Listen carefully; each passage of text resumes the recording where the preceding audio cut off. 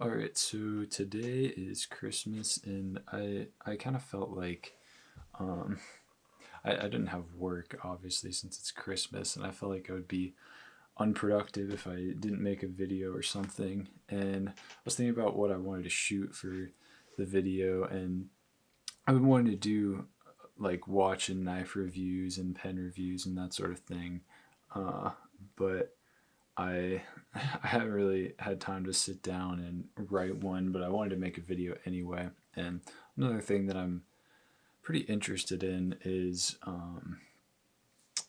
like movies and TV stories in that context. But then I'm also interested a lot in crime and true crime and just kind of that genre. And so I thought I would talk about a show that I just finished watching, Dexter. Um, it is on Netflix right now, but it's coming off actually on at the end of the year, like December 31st or whatever. Um, so I was gonna make some joke about it's a show that you should actually miss, unlike The Office. But I'm not gonna read my joke that I wrote down. I wrote down some notes, but anyway, um, yeah. So Dexter is on Netflix, but it's coming off soon, and so I started it a couple months ago, like 3 months ago or something. I've been recommended the show a few times because I really like True Detective, and I really liked Mindhunter on Netflix, and I had a couple people recommend Dexter to me, and so I went and I watched like the first episode or two a while back, and it seemed kind of interesting, but it just didn't hook me. I was like, okay, if this many people recommended it to me, I should at least go and check it out. So I went back and I started it, and I ended up getting hooked on it, and uh, like kind of marathoning it, watching a couple episodes most nights for several weeks to finish the whole thing before the end of the year. And I finished it a couple weeks ago. Um, so I've had a little bit of time to think about it. But uh, first off, I guess for no, without telling any spoilers, just for people who might be interested in the show, I would definitely recommend it. I think it's really unique, and I haven't really seen anything like it because, uh, well, the concept for Dexter is Dexter Morgan is a blood spatter analyst, and he's a serial killer who kills um, other serial killers and other people who have done horrible crimes like rape and murder, and like only people who have done like seriously bad things and gotten away with it for the most part. For the most part, well, yeah, pretty much only those are the people who he targets, and so it kind of it flips like the typical crime narrative of having uh I guess being from the perspective of the detective trying to catch a bad guy. It kind of takes a different like anti-hero sort of route, but so if you're interested in crime or horror movies or anything in that kind of genre, then you might be interested in Dexter, the show. But just as a fair warning, it's a Showtime show, so it has plenty of language and nudity, and then there's obviously the fact that he this isn't even a spoiler, but he kills people almost every episode, at least several times a season. And it shows pretty much everything. So if blood or gore or any of that stuff is disturbing to you, then I wouldn't recommend it.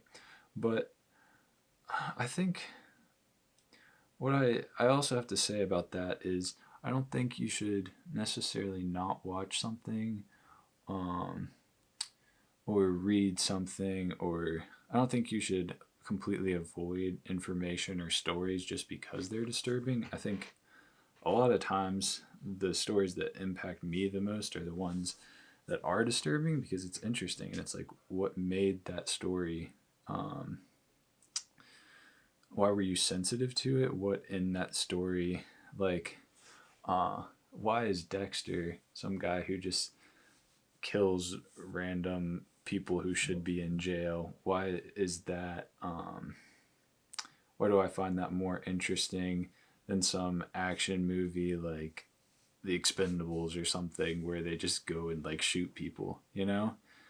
Like it's both violent, uh, they're both violent things, but one is completely different. And why does like the tone of it turn some people off? But anyway, yeah. So it has, uh, has plenty of language and nudity and violence and all that. So would definitely only recommend for people over 18, or I don't know, at least 16 or 17 with parents' approval. But uh, if you're into that sort of thing, then I think it does create a really interesting sort of conversation, and just looking at things from the perspective of the killer is super interesting. But I think aside from just that as like a gimmick, the show is still good once it gets into the later seasons and kind of develops and figures out uh, what it wants to be. Um, and yeah, so I would recommend it too if you're not like squeamish and stuff.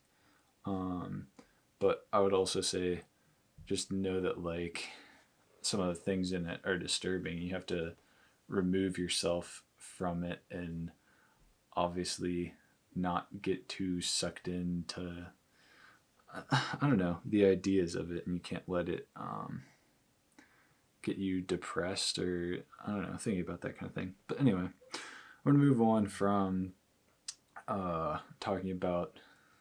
I'm gonna start talking about stuff that might spoil it. So have, if you haven't seen the majority of it, then this is your warning to go ahead and stop watching the video. A little later on, I'll say when I'm going to say stuff that goes all the way up to the last season. So even if you've watched only a few seasons, you should still, yeah, you'll be good. I won't say anything. So let's see. I think one of the interesting sort of themes and like questions that arises watching the show is what separates a killer from the rest of us, because the really interesting thing about Dexter is he kind of leads this double life to cover up for what he does, and he's really good at it, but he lives like a regular family life. So if you've seen the first couple seasons, you know that he has a girlfriend and really loves her family, and he has a sister who he works with, and these friends at work who he sees, and he doesn't exactly fit in with them, but he still isn't that different from, I guess, a normal person who just has trouble fitting in. But it gets interesting because it's like, when does that switch flip in someone's head from, I guess, having a messed up like childhood or something, and then acting on that in a, a violent way, and then what's the difference between that person and then, I guess, a normal person? Well, I say normal, but someone who wouldn't go and kill people, I guess. And I don't know. I found it interesting metaphorically because Dexter has like an addiction pretty much where he likes to kill things, and he's trying to live that out in the most healthy way possible, uh, by taking out people who have done horrible things, which is still, it's still morally, uh, moral questions arise from it because he's not taking them in to the criminal justice system and letting them deal with it. He's just dealing with it like as a vigilante, um, which in later seasons I guess has there's like a conflict there. But I just think it's interesting because I think everyone struggles with different things, and it's interesting to see like I guess killing as a almost an addiction and like a sin that someone has, but the rest of them their life is normal and they're kind of trying to cover up for that. I don't know. I just think that's what makes the show interesting to me, and I think the conflict of him always trying not to get caught, because part of what makes it really interesting is just that he's really good at not getting caught, and um, I think the show in general does a good job of making it believable that he's kind of at another level of being able to commit crimes like that and get away with it because of how meticulous he is and stuff. And that makes it interesting because it's not like, I mean, he's a serial killer and not just a murderer, meaning that it's premeditated and he's killing methodically, not just off of like an impulse or being super mad at someone. It's like a need that he has. Yeah, I think the general conflict of whether or not he's going to get caught is something that keeps you hooked throughout the series. But then also, like any series, you want to know, is he going to end up with Rita in the beginning? And then, okay, we're going to get into serious spoilers now. So if you haven't seen through season 8, then stop watching. Okay, so you're curious about, will he be in a stay with Rita? Will that be able to work with what he's doing? And then later, will he be able to get along with Miguel, his friend? Obviously not, no romantic thing there. Then Lila, then Hannah, just these relationships, will it be able to work out? Early on, will Dokes catch him? Or, like catch on to him? And then finally, the big spoiler, will Deb tell his secret when she finds out? Will she be able to accept him, the one who's been with him from the beginning? And it's really interesting, yeah, to see how that plays out. But I think towards the end, you really get it narrowed down to 3 characters, at least that I was interested in: Deb and Dexter and Quinn. I don't know, and kind of how all their character arcs play out. Masuka is like the comic relief, and I guess he sort of has his own character arc, but I feel like you don't see him enough for it to really be a question. Oh man, I'm almost getting to 15 minutes, so I need to wrap this up.